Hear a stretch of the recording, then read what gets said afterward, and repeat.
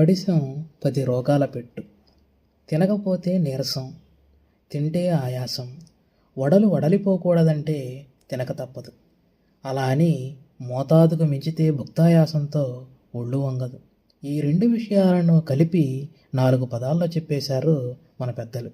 ఇదే కాదు, ఆరోగ్యానికి సంబంధించిన లోతైన విషయాలన్నింటినో సామెతల రూపం ఇచ్చి ప్రజల నోళ్లలో నానేలా చేశారు. ఆరోగ్యకరమైన సమాజ నిర్మాణానికి బాటలు వేశారు. తెలుగువారి వైద్య పరిజ్ఞానానికి ఆనవాళ్లైన ఆ సామెతలన్నీ అపూర్వమైనవే. ఆనందం, ఆవేశం, సుఖం, దుఃఖం, భయం, భక్తి, అనురాగం, ప్రేమ, కోపం, వాత్సల్యం, ఆశ్చర్యం ఇలాంటి వాటికి ప్రతిభావంతంగా వ్యక్తీకరించాలంటే సామెతలతోనే సాధ్యం. మనసులోని మాటను సూటిగా, స్పష్టంగా ఎదుటివాడికి అర్థమయ్యేటట్లు చెప్పాలంటే సామెతలను ఆశ్రయించక తప్పదు. మానవ జీవన వికాసం ప్రారంభమైన దగ్గర నుంచి అనుభవంలోకి వచ్చిన అనేక అంశాలను తార్కికంగా విశ్లేషించుకొని అర్థం చేసుకున్న విషయాలపై భావితరాలకు అవగాహన కల్పించడానికే మన పూర్వీకులు సామెతలను సృష్టించారు.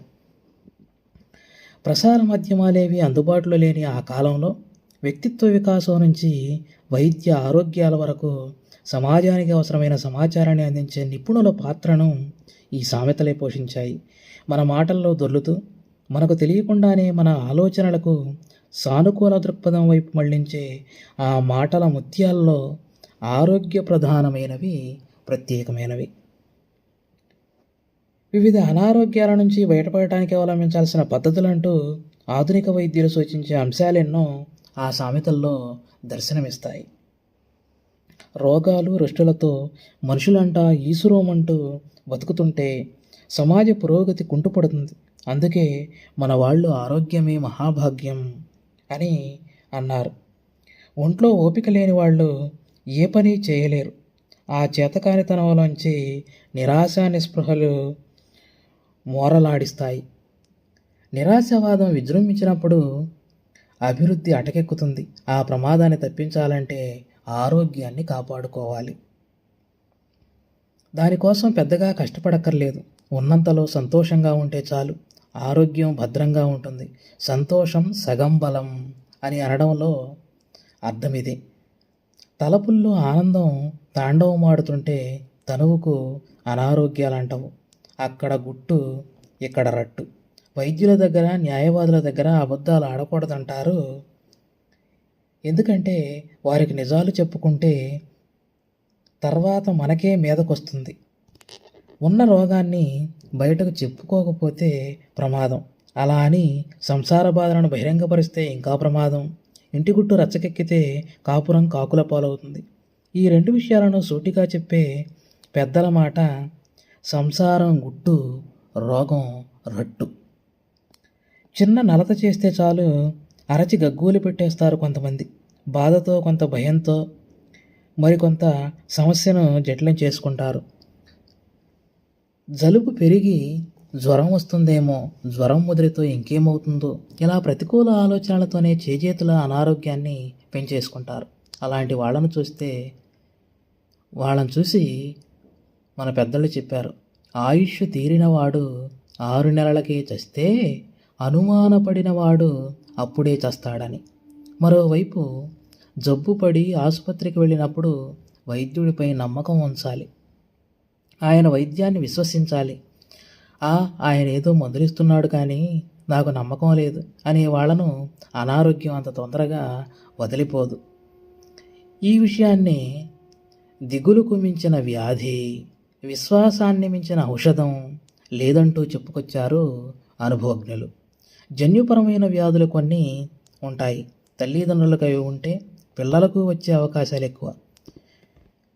ఇక పెళ్లి సంబంధాలు కుదుర్చుకునే సమయంలో ఇలాంటివి గమనించాలని చెప్పే సామెతే తల్లికి బొల్లి ఉంటే పిల్లకు చుక్కైనా ఉంటుంది. వెనుకటి తరానికి ఎంత ముందు చూపో చూడండి. పచ్చగా కనబడితే రోగమే. పడిసం పట్టినప్పుడు చూడాలి పడుచుదాని అందం అని సరదాగా అన్నారేమో కానీ జలుబు చేస్తే మాత్రం మహా ఇబ్బంది. తలనొప్పి, ముక్కు సంబంధ సమస్యలు, కఫరోగాలు, ఊపిరితిత్తుల సమస్యలు ఇలా అనేక సమస్యలను మోసుకొస్తుంది జలుబు. మరోవైపు ముక్కు దిబ్బడ వల్ల శరీరానికి సరిపడినంత ప్రాణవాయువు అందదు. అందుకే అన్నారు పడిసం 10 రోగాల పెట్టు అని. మరోవైపు పడిశం ముక్కోడికి పారిజాతం పూలెందుకు అని ప్రశ్నించారు కొందరు. జలుబు చేస్తే వాసన తెలియకుండా పోతుందన్న అంతరార్థం ఉంది ఇందులో. అలాగే ఆస్వాదించే హృదయం లేని వాడికి దాన్ని ఇవ్వడం ఎందుకు అన్నది మరో అర్థం. ఇలా నానా రకాలుగా వేధించే జలుబుకు మందు తింటే వారంలో తగ్గుతుంది, తినకపోతే 7 రోజుల్లో తగ్గుతుంది. కామెర్ల వ్యాధి వస్తే కళ్ళు పచ్చగా ఉంటాయి. దీన్నే పచ్చ కామెర్ల రోగికి లోకమంతా పచ్చగా కనబడుతుంది అని చెప్పారు. మరి ఆ రోగం తగ్గాలంటే పచ్చ కామెర్ల రోగికి పల్చని మజ్జిగే పథ్యం. కారం పులుపుల జోలికి పోతే సమస్య తీరదన్నది మన వాళ్ళ అనుభవం. జబ్బు పడ్డప్పుడు తినకూడనివి తినకుండా ఉంటే చాలు, సమస్య దానంతటదే తీరిపోతుందని చెబుతారు. లంకణం పరమౌషధం అన్నా, చప్పిడి తింటే రోగం కుదురుతుందన్నా వారి ఉద్దేశం ఇదే. అయినా సరే రోగి రుచులు కోరుకున్నాడనుకోండి, జ్వరమున్న జిహ్వకు పంచదార చేయుట నాయనా అని వారించాలి. అనారోగ్యంతో ఉన్నప్పుడు చేసే పథ్యం ఎంత ప్రధానమైందో రోజువారీ జీవితంలో సత్యనిష్ట అంత ముఖ్యమైంది. ఈ రెంటినీ కలిపి చెప్పే మాట, పథ్యం చెడరాదు, సత్యం తప్పరాదు. ధర్మాన్ని దారి తప్పించేసి ఇష్టారీతిన బతుకుతామంటే రోగాలు తప్పవు. అందుకే అటువంటి వాళ్ళు ఆశలు వదిలేసుకోవాల్సిందే. సోకులోడికి అరగడియ భోగం 6 నెలల సెగ రోగం అని ఇంకొక సామెత. అతిగా తింటే ఆవు పాలు 66 పిండి వంటలతో సమానమన్నది నానుడి. ఏం తాగితే ఒంటికి మంచిదో చెప్పడమే కాదు, ఏం తినాలి, ఎంత తినాలన్న విషయాలపై కూడా సామెతలను కూర్చారు పెద్దలు. ఒక పూట తింటే యోగి, 2 పూటలు తింటే భోగి, 3 పూటలు తింటే రోగి అన్నారు. బహుతిండి బహునాశనమని హెచ్చరించారు. ఇక మూలికల నుంచి చిట్కా వైద్యాల వరకు అన్నింటినీ వివరించే సామెతలకైతే కొదవే లేదు. ఔషధం కానిది అవనిలో లేదు, ఉల్లి చేసే మేలు తల్లి కూడా చేయదు, కరక్కాయ కన్న తల్లి. 324 రోగాలకు 3 గుప్పిళ్ళు కరక్కాయ పొడి.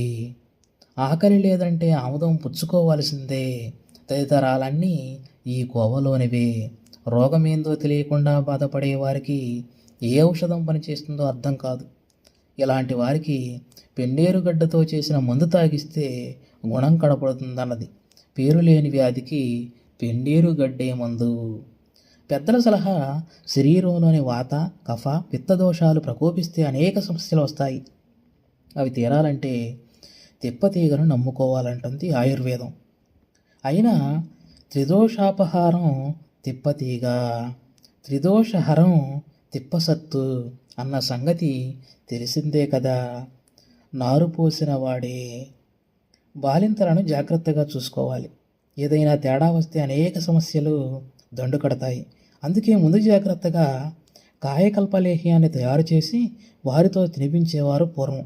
శొంఠి, పిప్పళ్ళు, మిరియాలు, చవ్యం, మోడి, కటుక, లోహిణి, తెల్ల జీలకర్ర, వాము, చామ పసుపు, దుంపరాష్ట్రం లాంటి మూలికలు శుద్ధి చేసి దోరగా వేయించి దీన్ని తయారు చేస్తారు.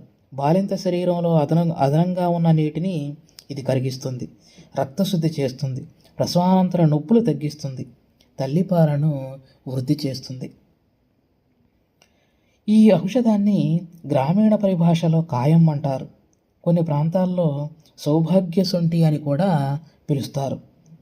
పిప్పలి కట్టె, పిప్పలి వేళ్లను కూడా దీని తయారీలో వాళ్ళు వాడతారు.